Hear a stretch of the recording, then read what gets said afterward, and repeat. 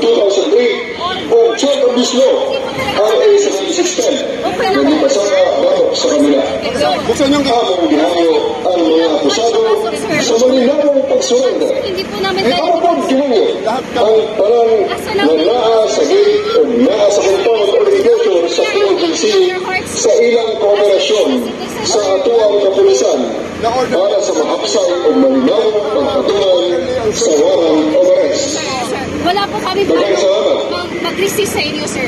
Open nyo lang ang gate. May buntag sa tanan. Pero, sir, Ako si Police Brigadier General Nicolas Toro Luzon, Regional Director sa Police Regional Office 11, ang nangunang arunduri para sa pagpatungan sa warrant of arrest na i-issue sa korte bakit kinapon ng Pinoy, Daniel Roy, Crisente Canada, EU Canada, o Silvia Simanis. Dahil sa mga kaso na paglapas sa mga balaod sa Anti-Trafficking Enforcement Act of 2003 o Check of this Law RA 7610. Tapos ang usapan natin. Sir, ilang po kayo ang papasok, sir? Para po meron din po mag-usap sa inyo. Maayong buntag sa tanan. Kami gikan sa PNP at naabili karon para sa pagpatuman sa warrant of arrest nila Pastor Apollo C. Buloy, Jacqueline Roy, Last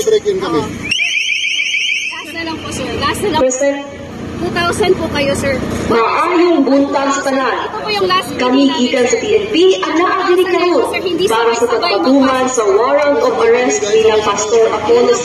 Buloy, Jacqueline Roy, Crisente Canada, Ingrid Canada at Sylvia Simanes kinilikayo ng ibabawas sa Branch 159 Pasig City sa paglabag sa Anti-Trafficking in Person Act of 2003. Alam nyo, Maayong buntag sa tanan. Kami gikan sa Iya kami karon alang sa pagpatuman sa warrant of arrest na gikan sa korte.